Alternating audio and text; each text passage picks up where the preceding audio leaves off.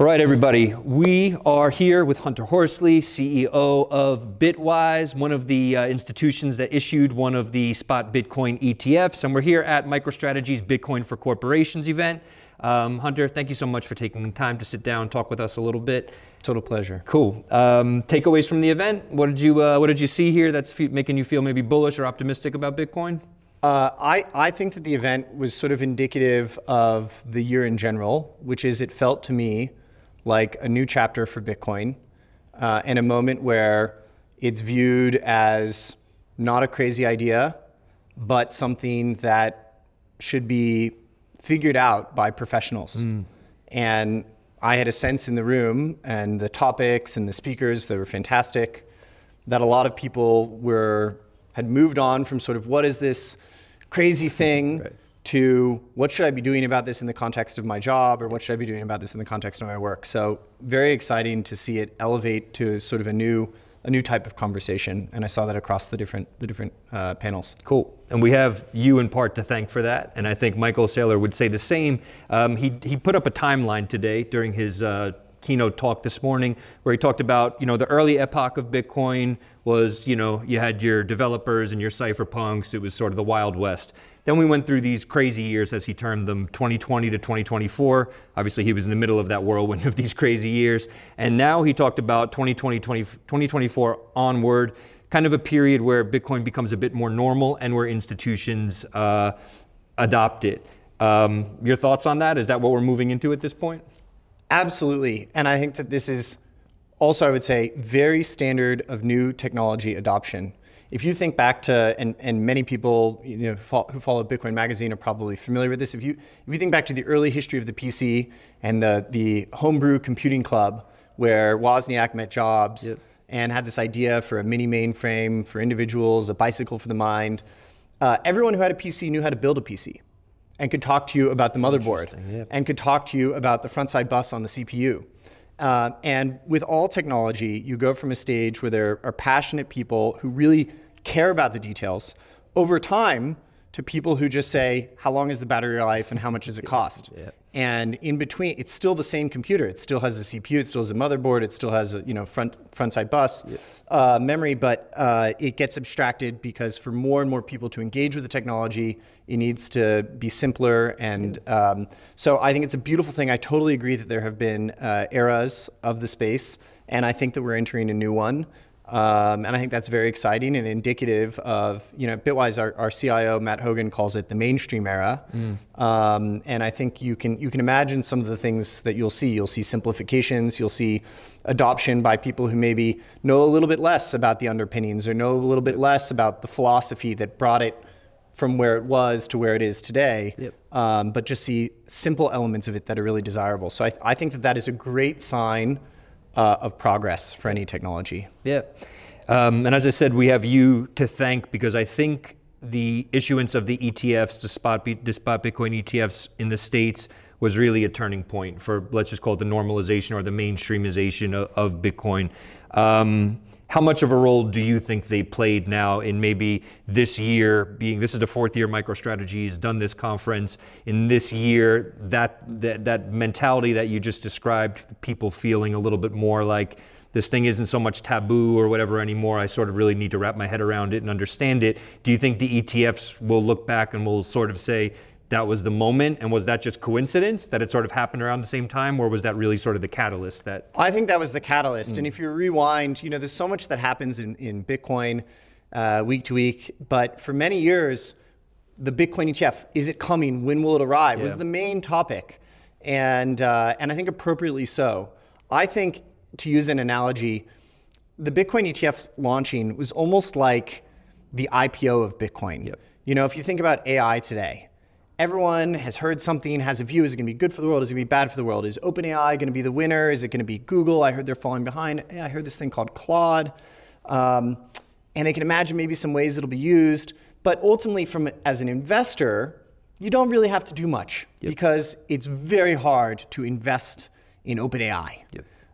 So people are aware of this category and have heard some things and maybe have a mental model for how it might evolve. But until OpenAI IPOs, analysts and investors don't really have to put pencil to paper on whether they want to own it and what its prospects are. I think for a lot of investors, Bitcoin felt that way, which is I'm aware of it. I think that there's some elements that are appealing, other people, some elements that are unappealing, whatever, but they didn't really have to, push didn't come to shove. They didn't have to make up their minds. Yep. It felt like it was still an arm's distance away. The Bitcoin ETFs totally changed that. Okay. Every investor in America can invest in Bitcoin today. Yep. in a first-class vehicle that they use for every other investment that they make. So on January 11th, that was when the Bitcoin ETFs launched. I think we entered a new moment, and I think as a byproduct of that, it has really taken Bitcoin from seeming like something that is maybe off the run to being something that is right in the first-class cabin with stocks, bonds. And there's some things for investors to think through. It's still very new, but I do think it is a major catalyst in people saying, okay, it's arrived. Let me figure this out. I can use this. Yep. So I think it's been a very, very big development. I love it. I also, you acknowledge that you put it in this sort of a container of other macro assets, but it is this thing where it's not just as, there isn't a technology that underpins it, and this technology needs software developers and people that support it, and you do a very incredible thing with Bitwise where you donate 10% of your proceeds, not directly to those developers, but to 3 nonprofits that then disperse that money amongst the Bitcoin core developers. Can you talk a little bit about why you made this decision and, sort of why it's important to support this dimension of Bitcoin? Sure. Yeah. So when somebody is buying Bitcoin, investing in Bitcoin, they're ultimately buying a scarce asset that's part of an open source software protocol and network. Yep. That is upkept by a community of developers. So if you own Bitcoin, you're investing in Bitcoin, you're investing with Bitwise through our Bitcoin ETF, you want that network to continue to be healthy, and well-maintained. And for that to happen, you need the developers to do that work. Yep. And so our viewpoint was it's in the best interest of Bitcoin and our investors who are now owning Bitcoin that continue to be supported. Yep. And then we wanted to do that in a way where we were sharing resources with these 3 organizations, Brink, OpenSats, and Human Rights Foundation. So we're excited to do that, and it's an element of, I think often when people look at the space, they reach for analogy, which makes a lot of sense. Yep. But ultimately, analogies usually only get you 80% of the way there. So you could say it's a lot like investing in a stock, or it's a lot like investing in gold. Fine, but here's a key difference: it's an open source software project, yep. And I think at Bitwise, what we try to do is we try to get that last 20% of ways in which it's different. We try to get that right. We try to recognize it, and then we try to serve investors in how we steward through that. And so for a Bitcoin ETF where the asset is open source software, we thought that was in the best interest of investors. So that's why we were glad to do that. Love it. Very, very cool, and we're grateful for it. So thank you for supporting them. Another sort of, you mentioned this earlier, so we've been talking about these ETFs coming forever, and another sort of almost meme in the space is like the institutions are coming. So now that the institutions are live, are the institutions actually coming, or are they already here? The answer is both, I would say. So we have seen an extraordinary, we've been on for 6.5 years. And so we have a good point of comparison. And I would say that adoption amongst investment professionals has accelerated this year. In the first quarter, we had 150 firms, wealth management firms, invest with us for the first time ever. Incredibly rapid.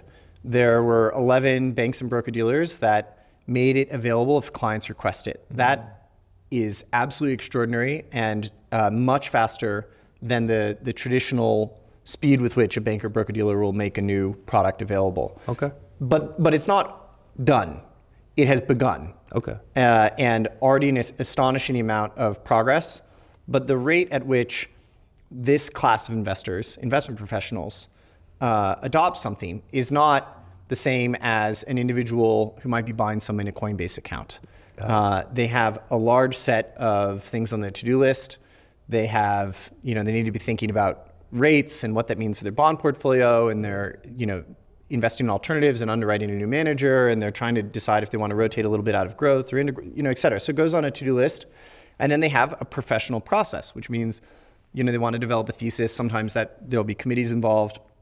And so the cadence of action amongst this audience is measured in months, not days. Okay. And we are absolutely seeing the actions of this cohort of investors embracing the space. We've already seen many put it in portfolios, but the vast majority are in motion and on a journey that will take the coming months and year to play through, which I think is an amazing thing for the space. Very cool. So on that note, MicroStrategy does this conference yearly. Where do you think we're at next year? What comes to mind when you think about next year and what Bitcoin adoption amongst institutions looks like? I think that by next year, the price will be higher. I think that a dynamic of the current moment is that the new cohort of investment professionals who are embracing Bitcoin, putting it in portfolios, making it available, they're keeping it under wraps, which is sort of a very odd dynamic.